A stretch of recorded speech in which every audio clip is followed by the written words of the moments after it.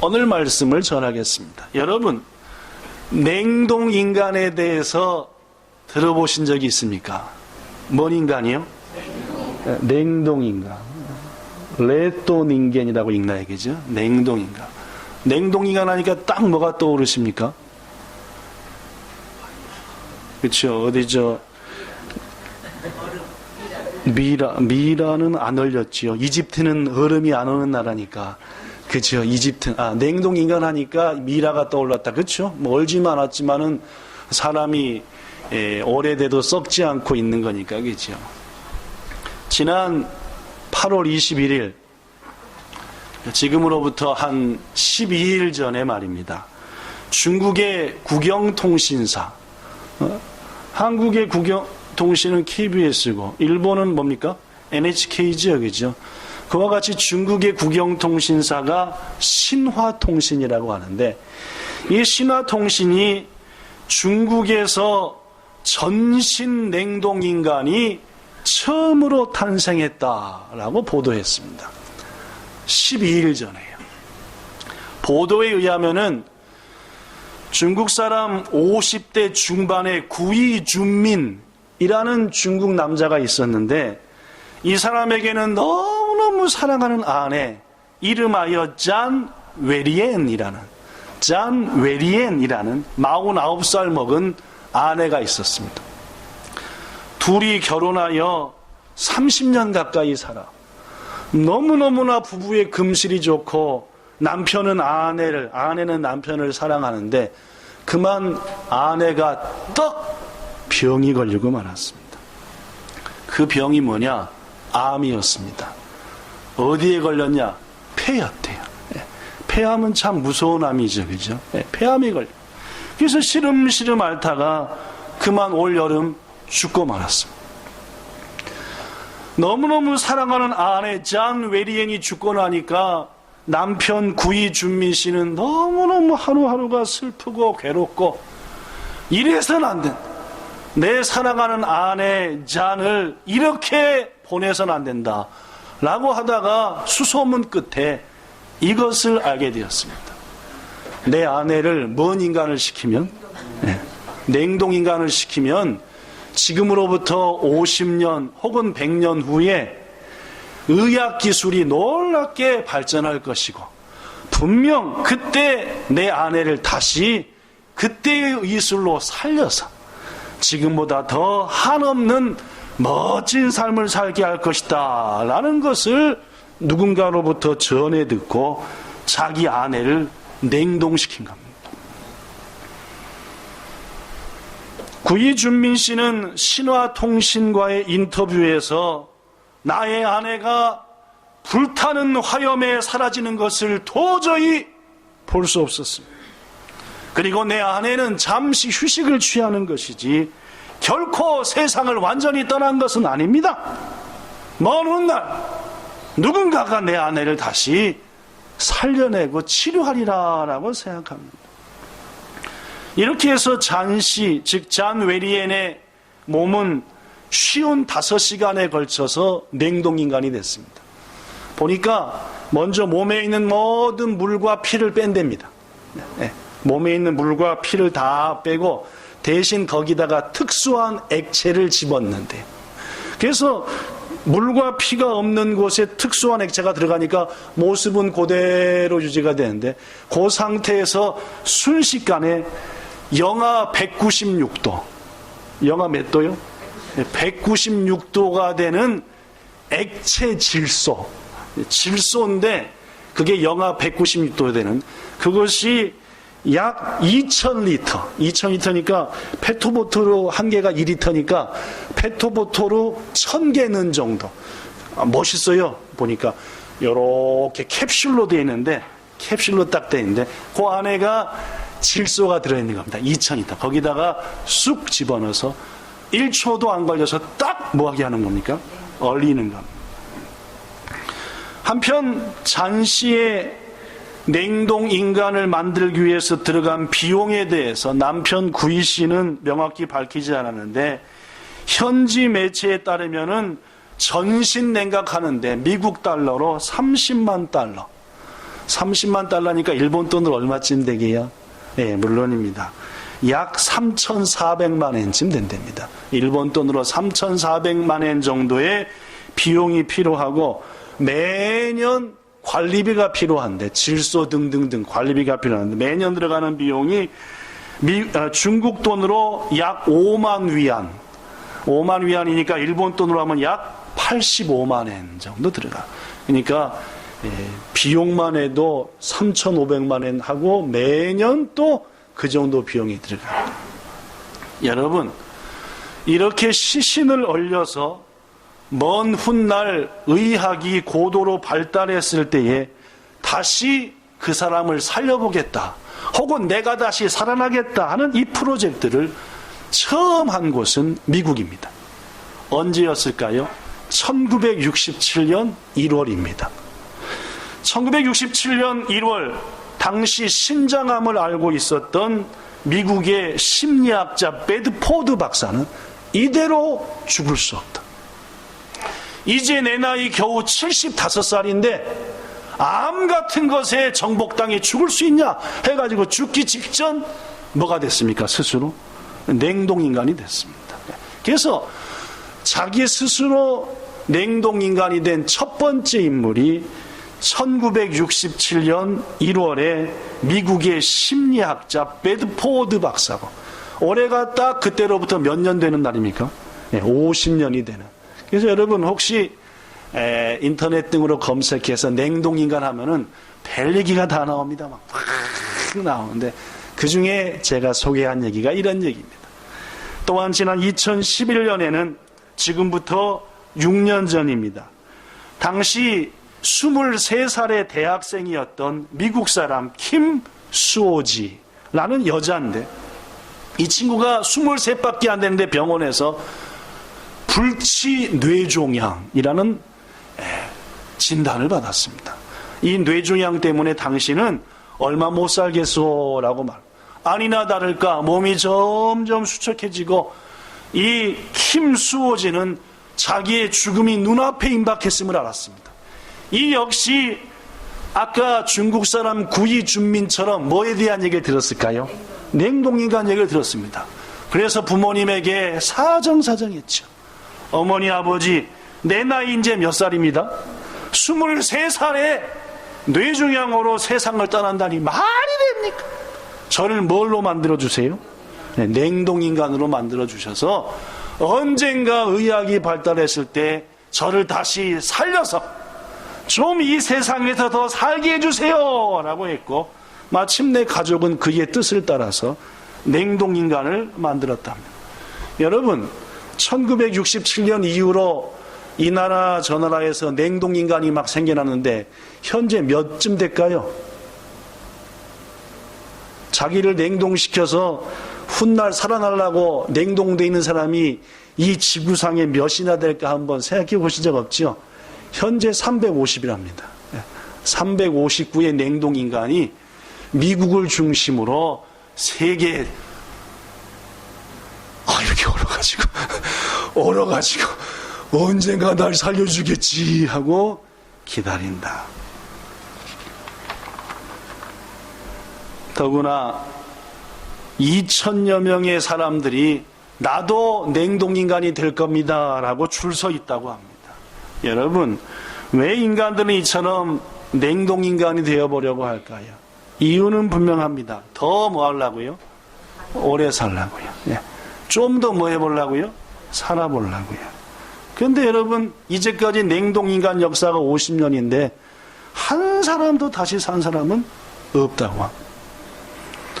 캐나다의 세계적인 뇌과학자인 마이클 핸드릭스, 이분은 이렇게 얘기했습니다. 과학기술로 죽은 사람을 다시 되살릴 수 있다는 주장은 허황된 뭔 장난이다? 없나? 말장난이다 라고 말해요. 지금의 과학은 물론 미래의 과학도 결코 죽은 자를 살리는 일은 불가능하다. 이 주장에 대해서 미국의 피츠버그 대학의 데이비드 크리픈 등 세계 유명한 과학자들이 공동 성명을 발표했습니다.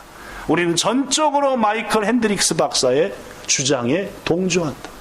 지금의 과학기술로 인간의 피도 못 만드는데, 그죠? 우리 속에 있는 피, 이건 생명입니다, 그죠? 피가 없으면 죽습니다. 근데 우리는 수술할 때 피 많이 흘리잖아요, 그죠? 그런데 이 피는 절대 못 만든다. 아무리 과학자들이 연구해도 피를 못 만든대요. 그래서 피는 뭐밖에 필요하지 않습니까? 수혈이요. 남의 피가 있어야 내가 삽니다. 그래서 여러분 그 긴시조 미나미구치도 가끔씩 하얀 차 와서 서 있는데 요새 막 힘이 넘치는데 쓸 데가 없다 하면 어떻게 하면 됩니까? 수혈해야죠. 헌혈이라네, 수혈이라는 거죠. 수혈은 우깨로 하는 거죠. 우깨로 하는 거 말고 힘이 나는데 피까지 우깨로 하면 난리 나버리니까 하여튼 피를 이렇게 줘서, 하여튼 과학자들은 피도 못 만드는 인간이 죽은 인간을 다시 살린다, 이것은 말장난에 불과하다라고 말했어요. 그럼에도 불구하고 여러분, 사람들은 자꾸만 좀 더 살고 싶어서, 좀 더 살고 싶어서. 그렇다면 여러분, 죽음에 대해서 성경은, 하나님은 우리에게 뭐라고 말할까요? 자, 여러분이 잘 아는 성경 말씀 읽어보겠습니다. 히브리서 9장 27절 시작. 한 번 죽는 것은 사람에게 정해진 것이요 그 후에는 심판이 있으리니. 일본말로 읽어볼까요? 시작. 인간이와 다다 이치도 신우 고토 소노았더니 사바키요 우케르 고토가 사다마테이루. 물론 하나님이 정한 인간에 대한 삶, 죽음은 모두에게 반드시 찾아오는 것이다. 죽은 다음에 다시 살아나는 게 아니라 뭐 한다고요? 하나님 앞에 심판을 받는 겁니다. 그럼 왜 인간은 죽습니까, 여러분? 왜 죽는 존재가 됐냐 그 말입니다. 성경은 분명히 말하지요. 로마서 5장 12절 읽어볼까요? 시작. 한 사람으로 말미암아 죄가 세상에 들어오고 죄로 말미암아 사망이 들어왔나니 이와 같이 없나? 모든 사람이 죄를 지었으므로 모망이 모든 사람에게 이르느니라. 자, 일본말로 읽어볼까요? 자, 읽어봅시다. 시작. 히토리노 히토니 요때 츠미가 요니 하이리 츠미니 요때 시가 하이리 꼰다 요니 시와 스베테노 닌겐이 오연다 노 데스. 스베테노 히토가 츠미오 오카시타카라 데스. 물론 모든 인간이 왜 죽음을 맞이하게 되었냐? 그 이유는 죄가 들어왔기 때문입니다. 첫사람 아담은 하나님과의 약속을 깨버렸습니다. 약속이 뭐였습니까? 동산 중앙에 있는 나무의 열매를 절대로 먹지 말라. 먹으면 뭐 하리라? 죽으리라. 하나님의 입에서 뭔 말이 나왔습니까? 사망, 죽음이라. 안 먹으면 안 죽는단 말입니다. 먹으면 뭐 하리라? 죽으리라. 근데 그만 첫사람 아담 그리고 그의 아내 하와는 약속을 깨고 먹어버리지 않습니다. 그래서 인간에게 뭐가 들어온 겁니까? 죽음, 사망. 죄로 인하여 죽게 된 아담, 그 들어온 죄가 얼마나 전염성이 강하든지 아담 안에서 태어난 우리 모든 인간도 결코 죽음을 피할 수 있는 존재가 아니라 죽음을 맞이할 수밖에 없는 존재가 되었다는 말입니다. 로마서 6장 23절에 보니까 죄가 하나오는, 죄가 지불하는 것은 뭐밖에 없다? 죽음밖에 없다. 우리들이 죄를 지었으므로 여러분과 자가 죽는다. 그럼에도 불구하고 인간은 뭘 꿈꿔요? 좀 더 오래 살고 싶어요. 이왕이면은 안 죽고 계속 살고 싶어요. 그래서 아까 주집사님이 말한 대로 이집트의 권력가들은 뭐가 됐습니까? 미라가 딱 돼가지고 더 살고 싶어요. 안 죽고 싶어요. 그리고 아까 말씀드린 대로 지금 2,000명이 기다리고 뭔 인간이 됐다고요? 냉동인간이 되었다. 그들은 생각합니다. 먼 훗날 과학이 급속도로 발전하면은 살아날 수 있다. 그러나 성경은 말합니다. 죽은 것은 정해진 것이요 곧바로 심판이 있다라고. 사랑하는 여러분, 저는 지난 여름 우리 교회 여러 가지 일들이 많이 있었습니다. 특히 슬픈 일 중에 하나는 가족을 잃고 슬퍼하는 우리 성도들 볼 때에 남의 일 같지가 않아서 얼마나 가슴이 아프고 또 슬플까. 또한 어느 때보다도 육신이 연약해져서 병으로 고통하는 지체들, 우리 후진우 할아버지도 어제 그저께부터 병원에 입원해서 한 달 동안 입원 치료를 받아야 되고, 어떤 성도는 병원에서 나까나까 고칠 수 없는 병이라는 진단을 받고, 또 어떤 성도님은 오늘도 예배하지 못하지만 목사님 이렇게 아픈 것은 생전 처음입니다. 너무너무 아파.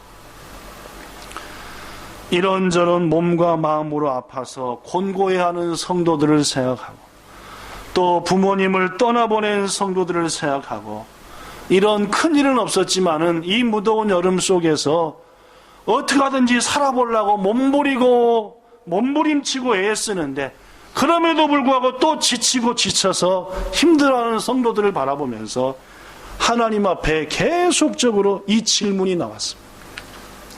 저는 지난 여름, 특히 8월 한 달 동안 아침마다 하나님께 묻고 또 물었습니다. 주님, 세상 사람들은 말입니다, 세상을 통해 돈을 얻으려 하고 재물을 얻으려 하고 행복을 얻으려고 해서 세상에 저처럼 매달리는데, 우리 본향교회 성도들은 그 매달릴 시간을 줄이고 하나님께 매달리지 않습니다. 세상 사람들은 세상에서 주는 것들을 얻으려고 저렇게 애쓰고 하는데, 우리 본향교회 성도들은 그들의 애씀보다 덜하면서 하나님께 매달리고 있는데, 하나님은 우리한테 뭘 주시렵니까?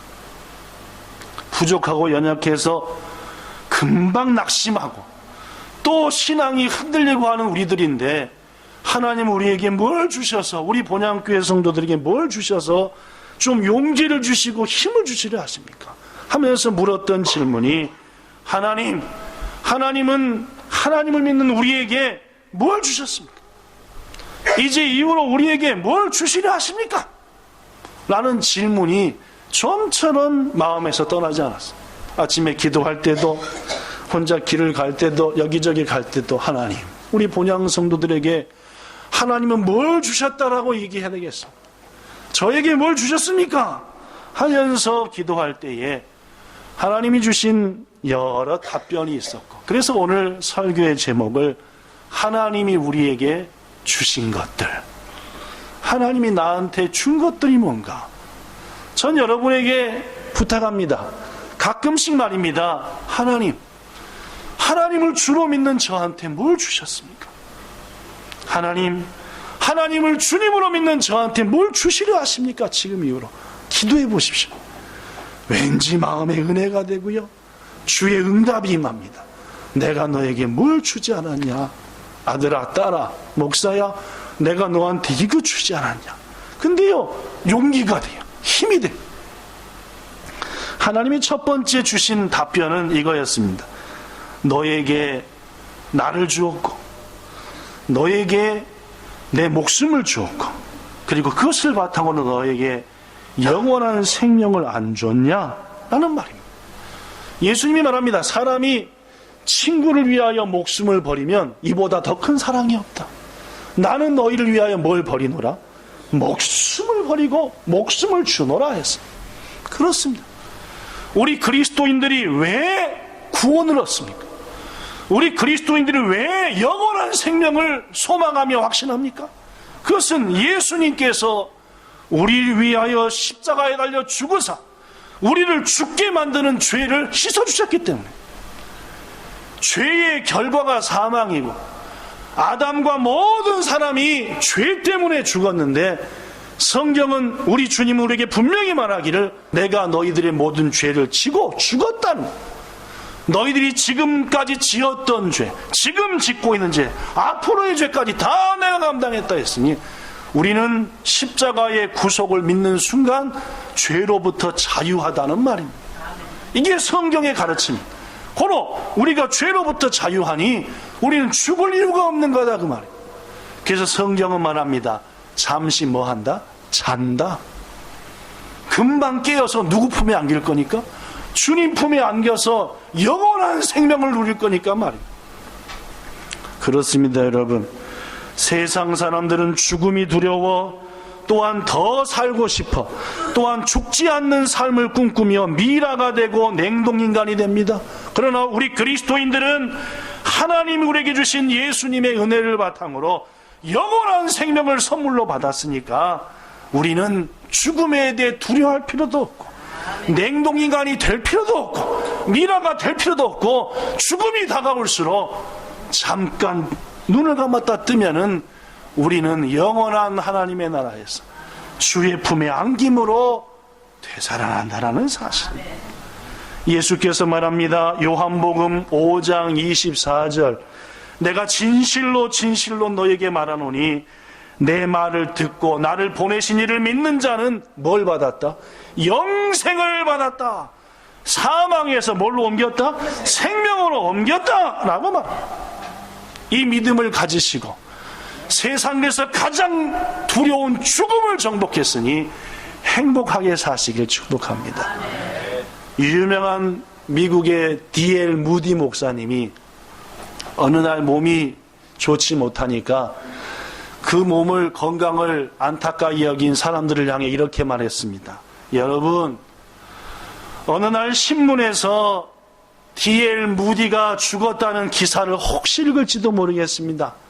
그러나 여러분들은 절대 그 기사를 믿지 마십시오. 저는 죽은 게 아닙니다. 지금보다 훨씬 더 좋은 곳에서 살라고 이사간 것 뿐입니다. 사랑하는 여러분, 그렇습니다. 우리에게 이 확신이 필요합니다. 그 무엇이 더 오더라도 우리는 죽지 않고 잠시 후 하나님 품에서 깨어날 것이다. 이것이 성경이 우리에게 말씀하시는 하나님이 우리에게 주신 가장 귀한 것이라는 말. 이걸 다른 말로 뭐라고 합니까? 구원이라고 말하고, 이걸 다른 말로 영생이라고 말합니다.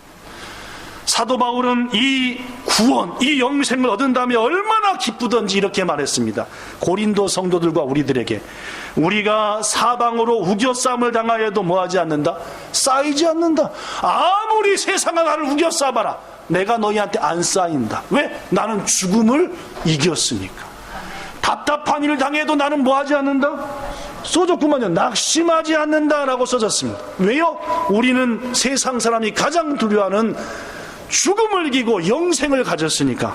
바울은 말합니다. 박해를 받아도 버림받지 않고, 거꾸로 뜨림을 당해도 망하지 않고, 오히려 주 예수의 죽음의 십자가를 짊어지는 것은 내 몸에 예수의 생명, 즉 영원히 죽지 않는 영생의 생명이 임하게 하려 한다.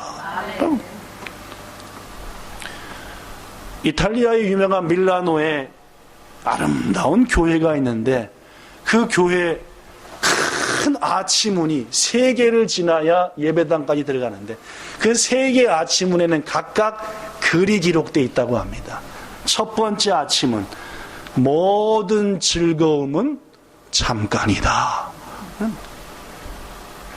세상에서 너희들이 경험하는 모든 즐거움, 기쁨, 행복, 뭐다? 잠깐이다. 그래서 거길 지나서 쭉 가다 보니까 두 번째 문에 이런 글이 써졌습니다. 모든 고난과 고통도 뭐다? 잠깐이다. 세상 살다 보면은 기쁨도 즐거움도 오지만 잠깐이고, 고난과 아픔도 오지만 잠깐이고. 자, 마지막 문에 뭐가 있을까요? 딱 갔더니 시작. 오직 중요한 것은 영원한 것이다. 영원하지 않는 즐거움과 고통, 재물과 권세, 아무것도 아니라 그 말이에요. 사랑하는 여러분, 우리가 사는 세상에는 즐거움이 있습니다. 고통도 있지요. 그러나 잠시 잠깐 지나갈 것들입니다. 너무나 중요한 게 있습니다. 그것은 우리가 영원한 생명을 얻고 주님 품에서 사느냐, 아니면은 그 생명을 얻지 못하고 영원한 지옥불에 떨어지느냐, 이것은 너무너무 중요하다라는 말이에요. 그런데 여러분, 하나님 우리에게 영원한 생명을 주시기 위해서 예수님을 주셨고, 그 그 예수를 우리의 모든 죄와 허물을 짊어지고 죽게 하셨고, 그에 대한 사랑의 대가로 우리에게는 영원한 생명을 주셨다는 말입니다. 오늘 본문 요한복음 3장 16절, 카미와 소노 히토리코 아따에니 나따 호도니 요 아이사레타. 소레와 소노 히토리코 신지르 모노가 히토리모 호로비나이데 에이엔노이노치오 에루다메 데아루라. 하나님이 우리를 얼마나 사랑하는지 자신의 독생자를 주셨고, 그를 믿는 자는 결코 죽지 않고 영생을 얻으려 하려고 주셨다라고. 여러분과 저에게 영생을 약속하신 우리 주님이 지금 말합니다. 요한복음 16장 33절, 내가 너에게 영생을 이루는 것은 너희가 내 안에서 뭘 누리게 하려 합니다. 뭘 누린다? 평안을 누리게 하려 함이라. 세상에서 너희가 어려움과 고난을 당할 거지만 뭐하라? 담대하라. 내가 세상에서 가장 이기기 어렵다고 하는 뭘 이겼다? 죽음을 이겼다 라고 예수님 말합니다. 사랑하는 여러분, 저는 지난 8월 7월 묵상하며 물었습니다. 우리에게 뭘 주셨습니까? 세상은 저들에게 많은 것들을 준다고 해서 거기에 다 가는데, 우리는 주님만 바라보고 사는데 우리에게 뭘 주셨습니까? 우리 본향 성도들이 주신 그걸 붙잡고 어떻게 기뻐해야 되겠습니까? 한 첫 번째 말씀은 너에게 영생을 안 줬냐? 라는 오늘 이 말씀이었습니다. 귀중하신 여러분, 세상이 아무리 힘들어도 마음으로부터 평강을 빼앗기지 마십시오. 우리는 영원한 생명이 있고 영원한 안식이 기다립니다. 이 땅에서의 삶이 천년 만년입니까? 길어야 120입니다. 주님 말씀한 대로 고난도 잠깐이에요. 기쁨도 잠깐이에요. 이제 우리는 주님 앞에 설날을 맞이할 텐데, 주님이 약속하신 영원한 생명을 이미 받았으니 이 땅에서 두려워하지 마시고 담대하라 하신 것처럼 담대하시고, 주님이 이미 이기셨으니 우리는 모든 싸움에서 이길 겁니다. 승리를 확신하며 범사에 감사하며 사는, 행복 가운데 사는, 평안 가운데 사는 여러분과 저가 되기를, 우리의 모든 가족 되기를 예수님 이름으로 축복합니다. 주님이 두 번째 제 질문에 주신 대한 답, 우리에게 뭘 주시렵니까? 뭘 주셨습니까? 하는 그 답은 여지없이 이것으로 답이 왔습니다. 너에게 일을 주지 않았냐? 네가 할 사명을 안 줬냐? 라는 말이야. 지금 이 세상에는 60억의 인구가 삽니다. 그 60억의 인구를 둘로 딱 나누면은 한쪽은 사명을 가진 자입니다. 한쪽은 사명을 가지지 않은 자입니다. 사명을 가진 자와 사명을 가지지 않은 자를 겉으로 볼 때는 별 차이가 없습니다. 그러나 그들의 모습을 자세히 살피면 삶의 질이 다릅니다.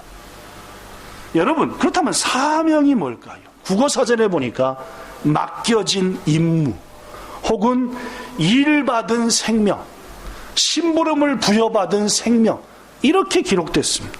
영어로 사명을 뭐라고 하는지 아십니까? 물론입니다. 미션입니다. 미션이 영어로 사명입니다. 이 미션이라는 단어는 실은 라틴어 미시오라는 단어에서 왔습니다. 라틴어 미시오라는 단어의 뜻이 뭔지 아십니까? 이겁니다. 보냈다. 내가 너를 일을 주어 보냈다라는 뜻입니다. 하나님께서 여러분과 저에게 주셔서 이 세상에 보내신 것, 그게 뭐라고요? 사명입니다. 스위스의 학자 칼 힐티는 이렇게 말했습니다. 인간 생애의 최고의 날은 뭘 자각하는 날이다? 내가 해야 될 사명이 뭔지를 깨우친 날이다 라고 말해요. 여러분에게 묻습니다. 하나님이 주신 사명을 알고 계십니까? 하나님이 여러분한테 세상에 산 120년간 이거 해라 하는 사명을 마음에 붙잡고 계시냐라고 제가 지금 물었습니다. 잠 못 이루는 밤을 위하여라는 책을 쓴 칼 힐티라는 저자는 이런 말을 했습니다. 인생에서 가장 행복한 날은 하나님이 나에게 주신 사명을 뭐한 날이다? 발견한 날이다. 여러분에게 이런 행복한 날이 이미 있었고 또 있어지기를 예수님 이름으로 축원합니다. 그렇습니다. 여러분, 우리한테 가장 행복한 날은 대학에 합격한 날이 아닙니다. 첫 직장에 취직한 날도 아니고 첫 월급 받은 날도 아니요, 결혼한 날, 첫 자녀를 얻은 날, 손주를 본 날이 아니라 우리 인생의 최고의 날은 예수님 안에서 내가 세상에서 감당해야 될 사명을 발견한 날이다. 철학자 키에로케고르, 제가 외우기 좋게 뭐라고 하라 그랬습니까? 키에로케고르를 잊어버리셨습니까? 개골이라고 얘기죠. 개골. 유명한 키에르케고르, 우리말로 하면 개골이라는 이 철학자는 22살 때에 그의 일기장에 수없이 적었습니다. 몇 살이요? 22살. 여러분보다 어립니까? 많이가 많습니까? 사정없이 어리죠, 그죠? 그럼 22살 때 뭐라고 일기장에 이렇게 썼느냐? 이렇게 썼습니다.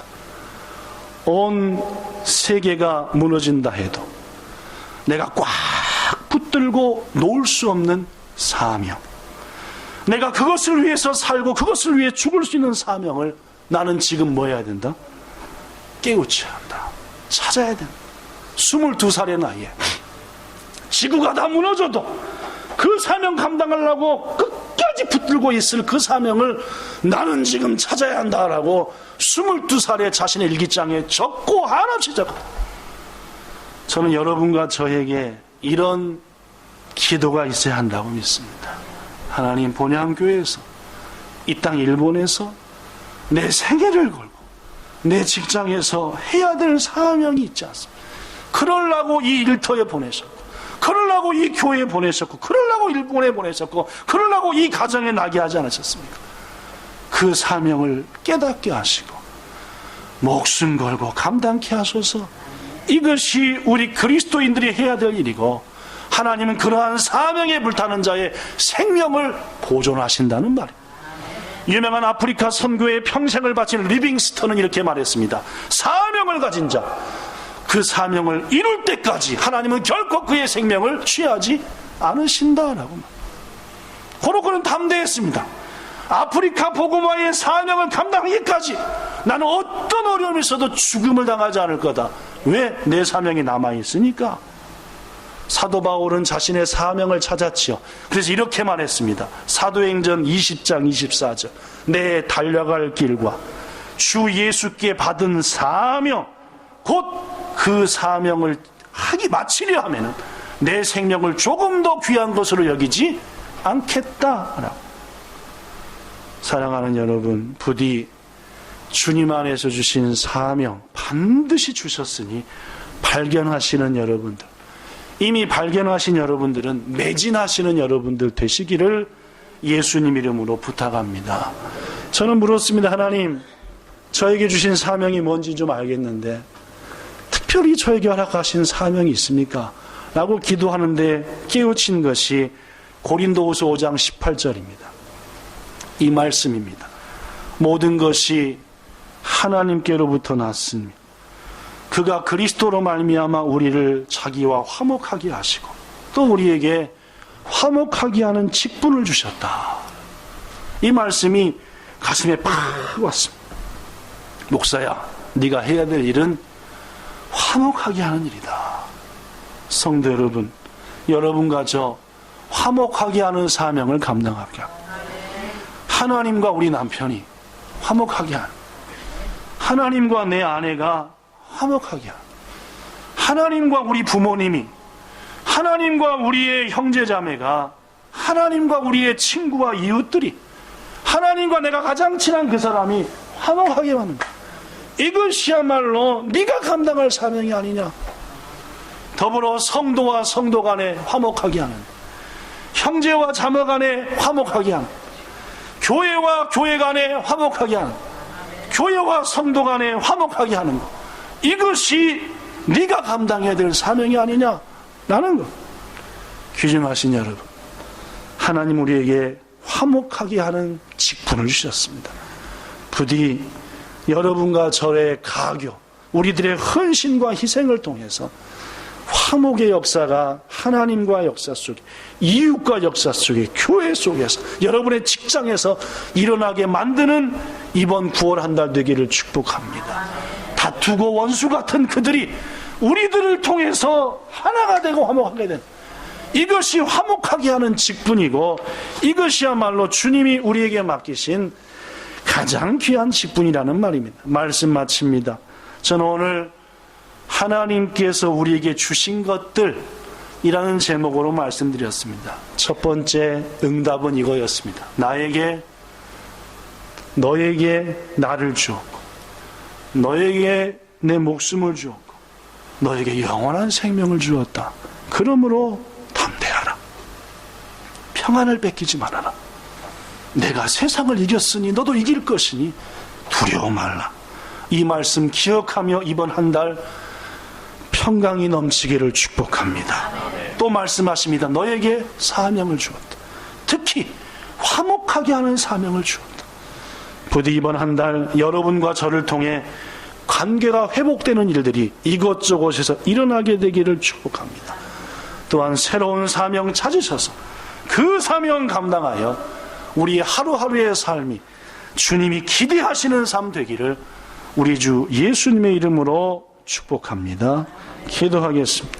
좋으신 우리 아버지 하나님, 우리 성도들의 아픔을 보면서 슬픔을 보면서 어려움을 보면서 종에게 계속해서 하나님께 묻게 한 것은 주님 우리들에게 무엇을 주셨습니까? 무엇을 주시려 하나이까? 우리가 얼마나 연약한지 우리들에게 확신을 주시지 않고 은혜를 주시지 않으면 우리들은 결코 이 믿음조차 지키기 어렵나이다라며 기도할 때에 너희에게 나를 주지 않았냐, 너희에게 영원한 생명을 주지 않았느냐라고 말씀하셨나. 우리 성도들 이번 9월 한 달 살아갈 때 지치고 힘들 때마다 하나님은 저에게 뭘 주시나이까? 물을 때마다 너에게 나를 주었다라고 하는 영원한 생명을 주었다는 주의 가르침과 깨우침을 얻는 우리들 되게 하옵소서. 주님 우리에게 사명을 주셨습니다. 꼭 내게만 주신 사명이 있습니다. 이미 아오니 감당하게 하여 주시옵소서. 그것에 더하여 화목해 하는 직분을 주셨사오니 우리를 통해서 관계가 회복되게 하시되 우리의 가족이 주님 사랑하게 하여 주시옵소서. 예수님 이름으로 기도드리옵나이다. 아멘.